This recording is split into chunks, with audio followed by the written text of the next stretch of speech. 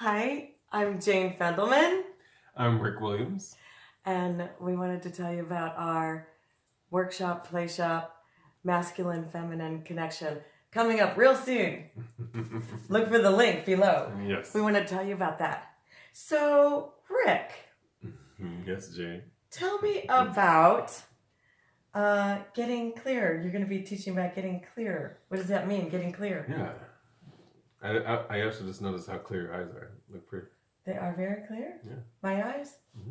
As far as like cloudy and stuff like that, looks clear. That's great. Yeah. I'm happy they don't look sleepy. No, the actual eye. The actual pupil. Oh. Yeah. The pupil. Mm-hmm. Oh, that's good. Thanks. I had no idea. So getting clear thank is... you. I'm taking that as a compliment. Yeah, you should. Thank you. Getting clear is about setting pure intentions of what you want out of relationships. So the clearer we are, the clearer picture we have in our minds, the clearer we can get the relationship that we actually want. You know, does that make sense? Right, like manifest. Yeah, the relation the clearer the idea, the clearer the focus, the clearer the picture we have, attracts that to us, and not all the other junk that we can, when we're on automatic, can pull in things from our past, things from other relationships, the programming from parents, programming from the environment, those things that do not match what we actually want in a relationship. Magnetically attracting the garbage, or the getting clear and attracting the stuff you have clarity focusing on. Clearly on what we want. That's really good. And letting go of what we don't want, and the old patterns that we typically fall into when we fall asleep. I can't wait to hear that. This is Rick and I teach workshops. We have done independently for years, and I knew of Rick, and I got to know him even better, and then I asked him to do a workshop with me, so we put all our good stuff together. So I can't wait to hear about that. Yeah. Okay, so next question is, identify patterns. What does that mean? It builds off of the getting clear. So sometimes we tend to date the same person in a different body, and we repeat the same troubles and the same blocks in every relationship that we're in. We are repeating different patterns, and we have internally held on to beliefs that produce the same patterns over and over again. So what we want to do is first get clear, and then identify those things that we repeat over and over again. And it could be the kind of people that we focused on. Like we have a type that doesn't necessarily serve the relationship we want. And it's not always like a physical thing or attracted to the same beauty or something like that. It's much deeper than that. It's pulling in anchors to beliefs that we subconsciously have. And until we address those things, we can't move on from having the same arguments, the same quick dating patterns and quick breakup patterns, all that kind of thing. Right. Sometimes people ask me, because I'm a counselor, when a woman leaves an abusive man, how can she get involved with another abusive man? Yeah. And that's why, and that's how. The energy is still there. Yeah. And the belief of, and it could be like subconscious beliefs in that situation of, this is actually how love feels, because that's the only way that we have experienced love in those sorts of situations. And we always choose what's familiar. Right. The word familiar comes from the word family. Familiar. So, yeah. Oh, that's good. Okay, and then love communication. What's love communication?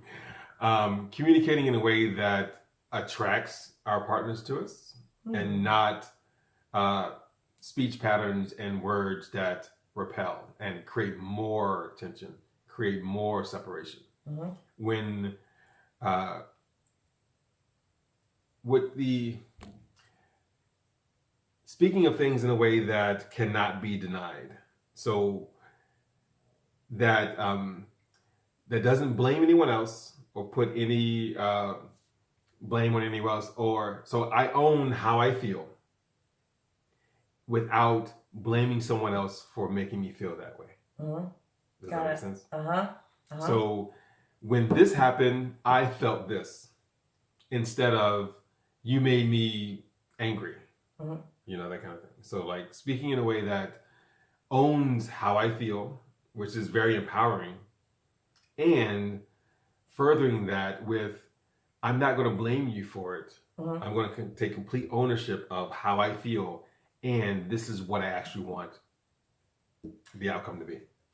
It sounds really good because especially you said it can't be denied. And when someone says, you're lazy, Mm-hmm. that can start a big argument because Right. no, I'm not lazy. I work a 60-hour week. Right. And what she means is you never help me bathe the kids and put them to bed. Right. And so that can turn into a big argument.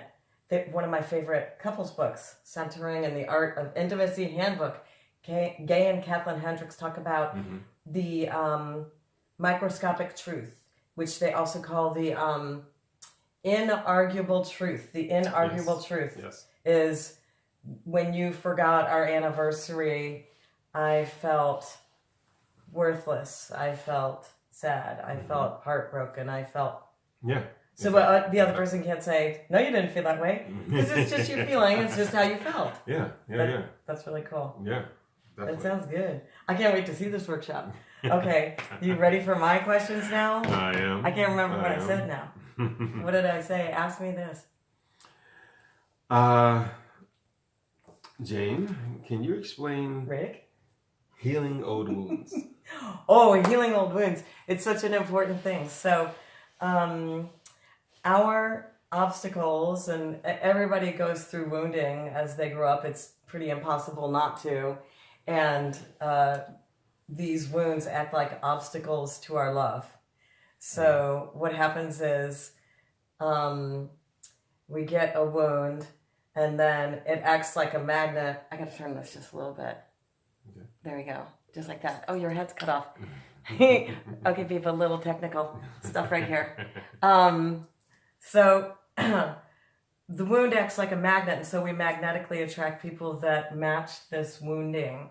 So if you were beaten as a child or somebody was verbally abusive to you, you're more likely to attract relationships with people who will be physically or verbally violent with you. So I developed a brief therapy technique. It's the Virgo in me. Okay, that's like perfect right there. So I developed a brief therapy healing technique that does not require you to go back to the childhood trauma, to remember the childhood trauma to heal it. And I think the biggest mistake that most counselors make when they're trying to help you heal a childhood trauma is to take you back to the moment of trauma, Mm-hmm. and you remember it, and then it re-traumatizes you, and then you're all suicidal, and that's not fun. Mm-hmm. So I developed a brief therapy technique. So one of the things that I will be facilitating, this is an experiential workshop. So Rick and I wanted to make it very little didactic lecture and more exercises and experiences that you go through. And it's good for singles and couples. So you can come through as an individual and work with other individuals that are there, or you can come with a beloved and work with it that way. But clearing the old wounds helps you stop attracting dysfunctional relationships that match your wounding. Mm-hmm. That's that one. Nice. Nice. This is a cool guy. Thank you. Beautiful. Thank you. Can you describe taking a risk? Taking a risk. So we were just talking about this before we started taping today too. We were talking about stretching outside of your box, because it is very comfortable to be inside your comfort zone. But there in your little comfort zone box. Nothing changes, nothing new comes in, nothing old gets out. It's the same old, same old. So it does take somewhat of a risk for you to be able to stretch outside of your box. And risking intimacy is a big deal because you're putting your heart out on your sleeve. And so we think that being guarded, protected, keeps us safe. And what it does is keeps you away from love. So it takes courage to jump out of your box and risk loving and connecting and rejection and loss and all that messy part of life. But we got your back, and we'll help you build that courage, that self-esteem. Yeah, there's a strength to vulnerability. You know, that people... It takes more strength than to be Yeah, scared and guarded. I definitely believe that being vulnerable is the strongest thing that anyone can ever do. And I agree. For anything to be good, takes more vulnerability. I think so. If you want a better orgasm, you have to relax and be more vulnerable. That's true. If you want better sex, if you want better connections with other people, Mm-hmm. the more you can drop your guard and feel safe, the better the richer the experience is. Be vulnerable. Yeah. Open up. You know what's really funny? I mean, not funny, haha, funny, weird. Because I get to do a lot of, and we're talking about everything. In this workshop, we're talking about everything, sex and everything. Because I have a video called The Vagina Report, and was talking to women about how they like to be touched to be able to come to orgasm. And one of the things that we were talking about after that shoot was when women are younger, they're very worried about how their face looks when they orgasm, or how their vagina smells or looks. Like they're freaked out about their okayness. And it does take a lot of vulnerability to be open and just decide, I'm okay and who I am is fine and you can see me, all of me. I've been thinking about adding holding space, like men holding space for women, in that kind of thing. And just for men to learn how to create a bubble with their partner, that anything inside that bubble is okay. And, you know, facial expressions, how their vagina looks, any emotions that come up, you know. I think a lot of men miss the opportunity of when they're wanting sex or something like that. You may first have to just hold space for the woman to empty out, or like Alison Armstrong says, emptying the bucket. So talking about their day, what is everything that's in the way of her connecting with her body and being open. Wow. So talking about her day, talking about stresses, or that she doesn't feel like she's pretty, or, you know, her haircut is messed up today. Whatever that is, that's not little BS. And what I hear a lot of men get frustrated with is it doesn't seem important. To them. But to them. To the man. To the man. Yeah. But it's highly important for connection and acceptance for that woman. Totally. Like, to actually hold space for all of who she is. Right. And not just for sex and whatever, you know. Yeah. Yeah. Yeah. And that's a really important thing. We have to remember that what is important to one person should be important to you. Hugely important to one person. Might not seem important to the other person, but it's like I give an example to parents about this. Like, parents tell their children a lot, calm down, you're overreacting, get over it. You know, they're at the grocery store and the kid starts screaming and crying because he wants the Hershey bar up by the cash register that's as big as his head. And you say, no, we're going to have dinner in a minute. You know, we're going to get home and have dinner. And this is when I'm teaching parents the yes after you, which is the solution to all your problems. Chapter 10 in my parenting book, Raising Humane Beings. But all you have to say is, I'm going to get you that Hershey bar, and we're going to eat a little bit of it, after dinner tonight. Yay. But what they say is calm down. No, calm down. Calm down. Stop crying. Yeah.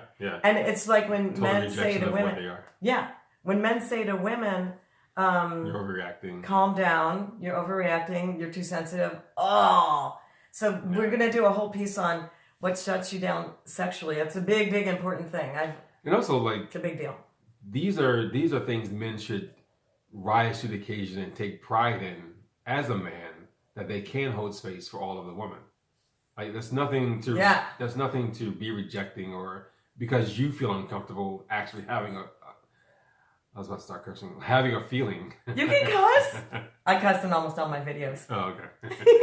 Like, because the man is experiencing an actual fucking feeling that he wants to reject all of a sudden. Right. So he wants her to reject hers. Yeah. So he's rejecting the woman because he feels uncomfortable with whatever he's feeling with. It's the same reason parents shut down their children. Yes. Emotionally. Yeah. They don't want to feel it.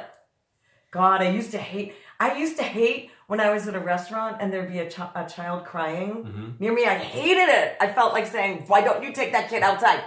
But then I went through my own healing, and now it doesn't bother me. Like, I barely hear it when a child cries. Oh, wow. I was going to say something else. Oh, when a man holds the space. Wow, Rick. Because when he holds the space for her, not only to empty the bucket that day, but when a man is holding the space for a woman, it empties the bucket of all the wounding. You know, it starts emptying all the wounding. It's a tantric practice, tantric sex, which I'll be talking about.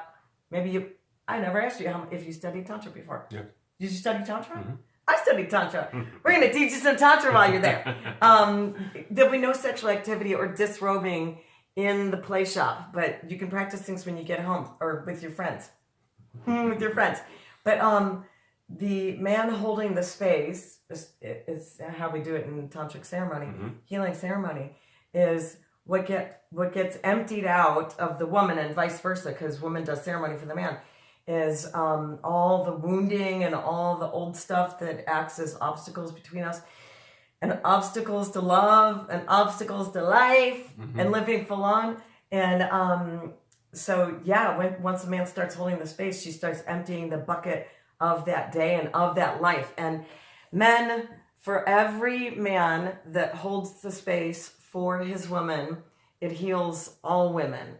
And women, for every woman that holds the space for her man, it heals and lifts up all men. Yeah. It's a beautiful, amazing thing. Yeah. You know, it does go both ways, like holding space for men too. But the last point I wanted to make, it was that feelings have become a thing to avoid with, like, quote unquote, being a man, when actually those are it's the actual reasons why we love, and the reasons why we do anything is because what we feel is so powerful and draws us to those things. So there has been a development of men shutting off their emotions from being a little boy and being told, shut up or give you something to cry about, or shut up, stop crying and be a man, that kind of thing. So big boys don't cry. A lot of who men are have been cut off, and getting back to being a whole man that can hold a whole woman is the point. See why he's so great? So great. What was my word? Was that my word? No. Oh, the masculine feminine balance. Oh, yeah. Do you want to ask me?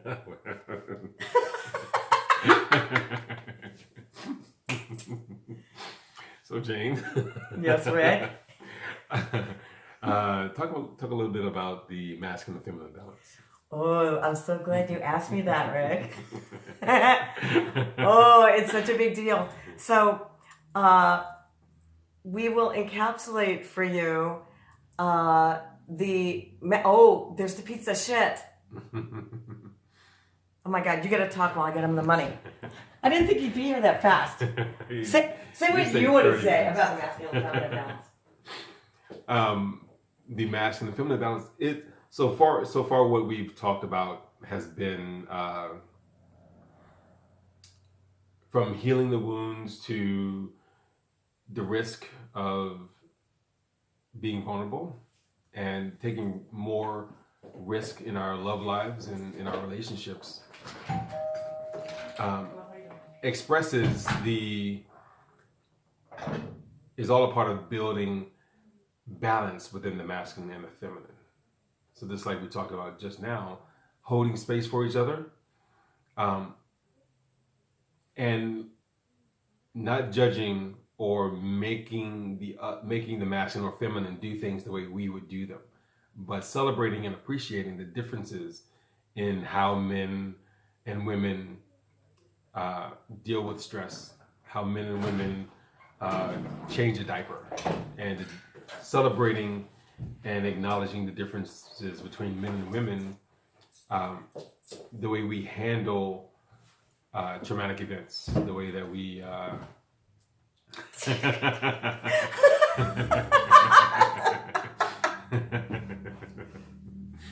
and the way that we talk with each other. Sorry to interrupt. No, it's good. So I'm sure that was brilliant while I was paying for the pizza. Buying a pizza, because I have a big thank you. So when I'm talking about masculine and feminine balance, I encapsulate for you how women's liberation affected the masculine feminine connection, and how women have become very masculinized. So to put it into the Reader's Digest version, in the masculine feminine teach that I do, it's largely teaching women how to be soft without becoming weak, and teaching men to be strong without becoming bullies. So women have forgotten how to relax into their power. And so they're trying to manage and control with the masculine power. And that causes her man to resist. And just with what you were just saying, like, it is the perceived masculine that the woman typically emulates. It's not actual masculine power, right?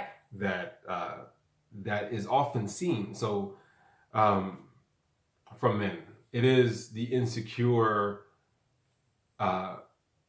trying to be trying to be dominant or stuff like that, without actually being and embodying strength and protection. It creates a control issue. Yeah.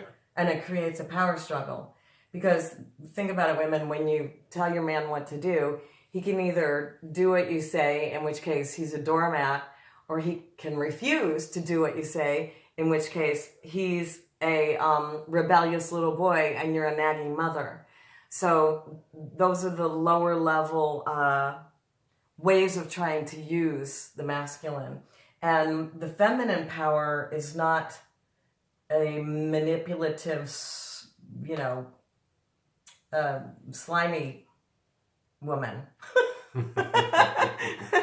It's a pure power. It's a relaxing into the power and magnetically attracting what you want to come to you.